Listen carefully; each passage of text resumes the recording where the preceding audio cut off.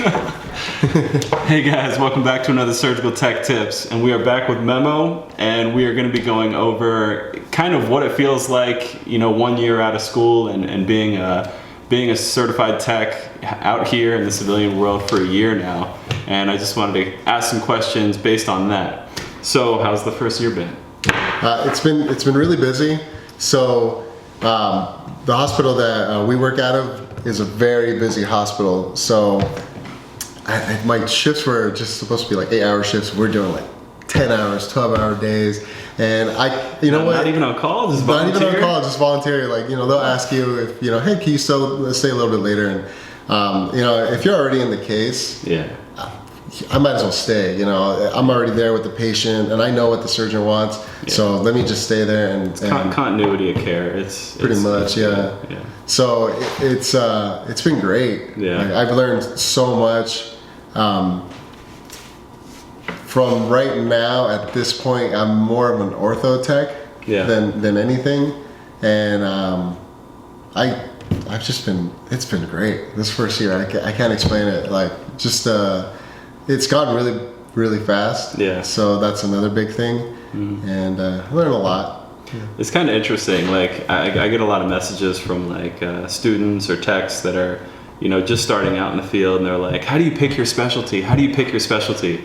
And I'm like, the specialty kind of picks you. It does. Like, you get into a hospital, and depending on where they need you to go, that's kind of the specialty that you're going to be going into. So if the hospital is really lacking in the amount of like neurotechs, you're going to be doing a lot of neuro first off, or so the specialty kind of like you get thrown in there, and it becomes your, it becomes your thing.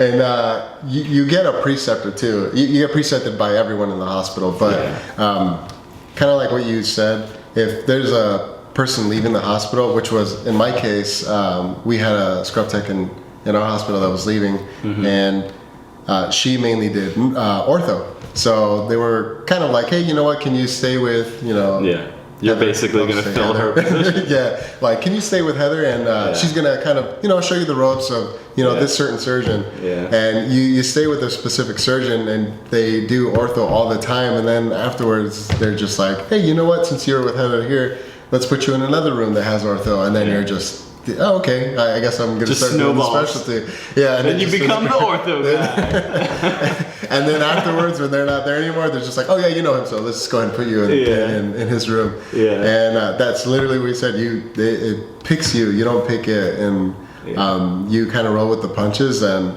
you might love it or you might hate it, but at the end of the day, it so well. Yeah. You're just like, I might as well. It's just it becomes easy when you do it so often. Are you to the point yet that you feel like you can kind of just go into any case and kind of wing it? Because for me, myself personally, it was probably like a solid year to year and a half out of school where I was kind of just to the point where you look at any surgery and it's all kind of the same. You're just using different tools basically. It is now, and I think we talked about this. I think it might have been my first month or second month. I went up to you and I was like, hey, so how much different is general to CV? And you were like, to be honest, it's kind of the same. You're gonna use the same instruments to begin with, and you're gonna the same instruments to finish. It's always that in between. And that was a big thing I took from you too. You're like, that in between, you're gonna know your pattern, you're gonna know your surgeon's patterns, and you're gonna get to a point where you're just like, here you go. Like you don't even have to look, and you just know your thing. And now after a year, I think I'm getting close to that point where I can go to any case and just be like, oh, here we go. I know what I need to get up there, and just be ready. Let's just do it. Did you have much anxiety at all coming into the OR? Oh my God. I know. I think everyone does, but I think it's totally normal. Totally normal to have you get those butterflies in your stomach, and you go into work that day, you come out, and you get the next day's cases. They already put your name up, what you're gonna do the following day, and like I would go home and I'm like, oh man, did that surgeon like this? Did that person like this? Yeah. I forgot what they needed for this. And you just totally get so overthinking much it. anxiety. You do. And you get there that next day, you probably won't get, I wasn't getting any sleep for like the first like 2 weeks just because I was so nervous.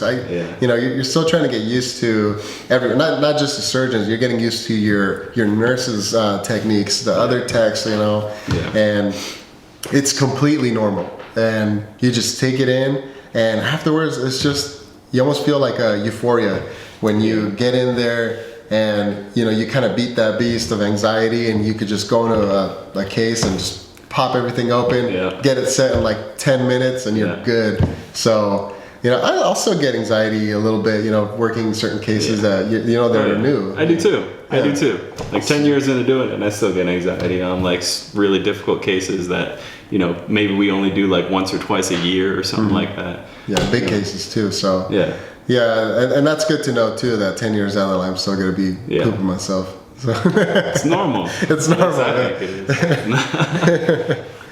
Well, what do you think is the most important thing you took away from your clinicals that you did in the military? I had one specific preceptor that he always pushed sterile technique, and he would always go, he had this hand gesture, he would always go like this. If you listen to me, I promise you this will be the best and easiest way you'll learn. And I still take all the stuff that he showed me and put it into work every day. I still put my gloves in the same way. I still drape the mayo the same way that he taught me.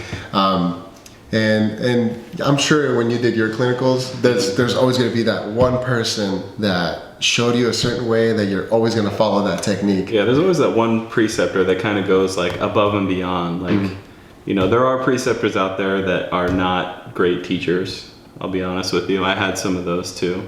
And that helps you out too. If they're not great teachers, that's going to make you even a better surgical tech. It's true. It's true. But thinking back, like you really think about those preceptors that really made an impact on your knowledge and the way, you know, you practice today as a surgical tech, definitely. Yeah. And it also helped that I was working as a supply tech, and I had not a whole lot of range in the surgical tech world, but I still knew enough to get me by. Yeah, it was cool. You got to see, like, you know, all the supplies and everything, so kind of get to put pieces to the puzzle. Yeah, big time. All right, after training, how hard was it to find a job? For you, it wasn't too bad. It wasn't too bad. I talked before in the military video, how, you know, pretty much everybody at the hospital loved him, so he pretty much had a job right away. But maybe talking with some of your people that you work with in the reserves, they have a hard time finding a job, or they do, because a lot of them, again, when you're joining the military, you have just kind of one guide, one path. You're gonna be a soldier. You're gonna go through basic training and then do your training. And before that, a lot of times you're an 18-year-old, 17-year-old kid coming out of high school, going straight into school. So you have absolutely no medical experience. Yeah. So, and again, that's going to be a big help, you know, applying to a hospital or a surgical center. And probably the biggest thing to help out is I don't know if a lot of hospitals don't hire 18-year-olds to work in the OR, but if there is an age limit where you can't go in until you're 21, go to SPD and talk to them, or go to supply. We had supply techs that weren't 21 years old yet, and, you know, they were working in the OR as a supply tech, and that still counts as OR time. It counts as experience, so you can use that when you apply to become a surgical tech. It's very true. Very true. So what has been one of the hardest things to learn or to overcome, you know, as a tech that you've seen in the civilian world? So the biggest thing to overcome is learning everyone has a different technique in every case you do. So every single surgeon is completely different. You could be doing the same exact case with, you know, it could be a general case. Yeah. And one surgeon does a hernia one way, and then the other person has a different technique. And it's so overwhelming sometimes where you'll be doing a case and you're like, oh, I have everything all set up. I know what's going to happen. Yeah. And then the surgeon's just like, I don't use this instrument. I don't do it this way. I don't do it this way. I don't use that surgeon. 20 years I've done this. My preference card has not changed. Yeah, it's 20 years I've been doing this. I don't drink this way. It never changes. It's always been 20 years for some reason. Yeah. And you're always going to hear that too. And probably the biggest pet peeve they have is, I'm pretty sure I read it like this in the preference card. Yeah. That's like kryptonite to them. Oh, it's like chalkboard. They don't want to hear that. Yeah, it's like nails to the chalkboard. They don't want to hear that. So probably the biggest advice of that is you go in there, and if they say, hey, I don't like it this way, or they kind of just don't like the way that you have your thing set up, take it with a grain of salt. Don't say anything else, and just be like, okay, I apologize. I had it this way for another surgeon. You don't even have to say that. Just be like, oh, I'm sorry, and just switch it up. And now next time, you're never gonna make that mistake again, because you know that surgeon does not like it that way. And something I learned, when I first started, I was always really nervous talking to surgeons. But, now I'm just like, you go into a room, if you don't quite know exactly what the surgeon's gonna need, you ask them. When they first come into the room before the case starts, you're like, hey, I just want to make sure I got everything. Come over to my back table. Are you sure you want this suction irrigator? You want this? You want this? It's they're humans. I know it's a little nerve-wracking at first trying to talk to a surgeon, but just ask them. It makes it so much easier. And even if they do say, hey, my preference card hasn't changed. Yeah. A lot of times it does, and they don't know that. It could just be a mistake in the system that might have changed their cards in some way. They might have booked the case wrong. Exactly, and that's probably the biggest thing that you're going to see. The cases are booked completely wrong of what they've actually intended, and that's why as a scrub tech, it should be your job to, even if before the case even starts, you find them, it takes 2 seconds. Hey, you know what? I have these sutures out. Yeah. Are you sure you want these sutures, or do you want this set instead of this one? Yeah. Certain things like that. You're not going to make them upset. It's before the case. It's during the case that's going to get them. That's when they get pissed off. Yeah, and you'll see it too. But that's why I'd rather diffuse anything that's going to happen prior to the case, and then at the end of the case, you get that preference card, put some lines through it. Go talk to the supply tech that's gonna change those those lines for you, and you'll be golden for the next time. Yeah. So you're enjoying it so far? I am. Like I said, it's been such a pleasure to work with you guys. Working with some surgeons. Gotta give it up to him. He was a big part of me being a scrub tech too. He was probably the most approachable scrub tech that I've ever had in any of the hospitals that I've been in. But yeah, it's been amazing. It's been great learning. It's been amazing meeting new people and hearing stories too. Not just from the scrub tech side, from the surgeon side too. You make friends with people you would have never thought of. You think of doctors, you think of they're up here, I'm down here. No, you build relationships with these guys, and then they're like, you know what? Where's my scrub tech? That when you hear that, that's probably the biggest compliment you'll hear too. It's true. And that's why I've enjoyed it. I've made friends with people that are in the field that I would have never thought I'd made friends with, and it makes work that much more enjoyable. It does. And I'm saying work, but it's it's a career. It's bigger than that now, and it's just been. It's been a steady roller coaster. I won't say it goes up and down like this anymore, because it's been after a year. The bumps are a little small. Yeah, they're a little. They're little bumps now. Yeah. So I enjoyed it. Do you enjoy it? I love it. I absolutely love it. I know there's some people that get burned out, after so many years, but I've been, at it for 10 years now, and I still love it just as much as the first day. Yeah. And even now as an FA, I'm doing more and slightly different stuff, but still I'm doing more and I'm helping more, and it's just been a great experience all around. Yeah, love it. And that'll be my next step, hopefully now, to become an FA and do it. And just I want that title, and not just for the title. I want that experience. I want to be able to close for my doctors and have that notch under my belt, and it's not just being a FA, It's having your scope of practice opened up like that, where you're able to assist the surgeon more than you normally would as a surgical tech. It's really, really great, and it really ups the relationship you have with your surgeon too. They put a lot more trust into you, and it's really, really cool. Awesome. It's great.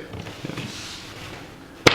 So I know you have a fairly new baby. I do. How has the schedule with work and family life been? Because I know there's some like single parents out there that may be looking into a surgical tech, and how's your schedule been? So prior to the baby being here, it was pretty funny because everyone would be like, "Oh, you're gonna have a baby, right?" I'm like, "Yeah." And they're like, "Do you want my call?" And so, and it's true. Like and it did help out a lot. I probably took as much call as I could before the baby was here, because once that baby was here, there's a lot of time and dedication you have to put into, your child. And I'm not a single parent. Me and my wife, we both take care of the baby. Yeah. And it's so rough, it's a lot of hours. It's a lot of time. You spend a lot of time at work. Work is your next home. Yeah. But there's still enough time for me to be able to take care of my baby and feed her, play with her. And you need to definitely, balance it out, work and your home life. But I took as much call as I did before the baby was here. And now that she's here, I could probably take the least amount of calls I can. Yeah. But it's doable. Yeah. It is doable. You can definitely have enough time to spend with your family and still go to work and just enjoy everything. I've had the pleasure too. There's people that have 3-4 kids and they still work crazy. Crazy hours, and they still make time. Yeah, so it's still doable. And not only just with that, you can still do schooling too while you're still scrubbing. And don't let that deter you from getting into a program and becoming a scrub tech. It's great. It's great money. It's great everything. Absolutely. Mm-hmm. I mean, I had 2 kids and I had a whole year of going through FA school and still taking like 3 to 4 days a week call. And it was a lot, but you figure it out. When it comes to that, it's all about time management. It is. It really, really comes down to time management. Mm-hmm. Less video game play. Yeah, sadly. Take a big hit. Sadly, less video game play. That's my roller coaster ride. Right now it's still right here. It's kind of getting there. All right, what have been some of the best experiences you've had over this year? I know before you were telling me about some of your bad experiences when you first started at a new hospital, and some of the crappy surgeons that you may have had to work with. Kind of felt like you were just kind of thrown in to the wolves a little bit. But what have been some of your best experiences so far? I'll start off with the biggest one, and it's we had our baby at the hospital I work with, and I love networking. I love talking to people and getting to know them and building relationships. When our baby was born, like almost everyone from the OR came up and wanted to check up on us and see us. We're such a big family, and that meant so much to me. Yeah, it just made us feel good as being a new parents and everything, and going to our hospital and having to see that, and it's just been amazing dealing with everyone, and like I said, building those relationships. So that was probably the biggest thing. I'm gonna have to totally agree with you on that. Yeah. I think some of the best experience I've had in the OR are the people that you work with, like the doctors, the other techs, the nurses. You don't realize like how much of a family you really feel like when you work with these people so much. I know some hospitals may be different; they may not feel like that, but from my personal experience or from our personal experiences, it's definitely been like that, and it's So and going like kind of backing you off of that too, the best thing too about it was knowing the next day I'm gonna be working with this nurse. It's gonna be such a smooth day, and techs too. If we're gonna be working with dual techs in one room, it's such a great experience too, because like we worked together before where you're the FA in a case, and I I ask you questions while we're doing the case too, because I'm learning off you. You have more experience than I am, so of course I'm gonna ask you questions, and it just makes you a better tech. Yeah. So there's that.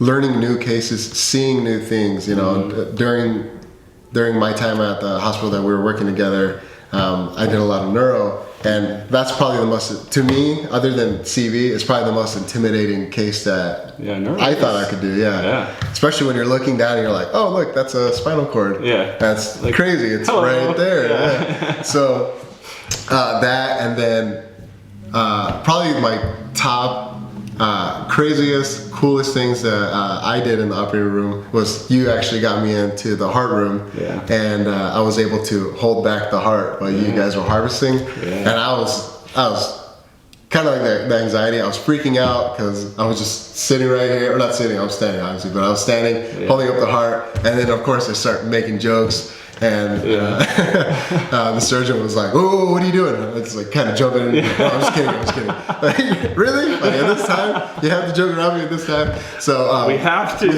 have to joke like that. And it makes it that much better. You know, it makes you want to do it more. You know, it does. It does. So that my first open heart case, and I think the overall experience is the best experience. Yeah. After doing it for a year, my mind's not changing. I want to do it more. I want to advance myself more. That's how much I love doing this job, and you know, it's such an amazing career. I really hope people that are looking into it stay into it and just build off on it. Absolutely.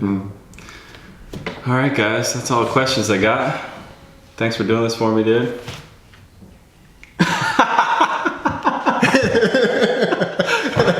We didn't plan that at all. We didn't. No. But thanks for doing this. Really appreciate it. And if you got any more comments or questions for Memo here, just leave them in the comments below, and maybe he'll pop on there and answer some, or I'll answer some for him. But thanks for watching, guys. See you guys. That was funny. we should always sign out like that.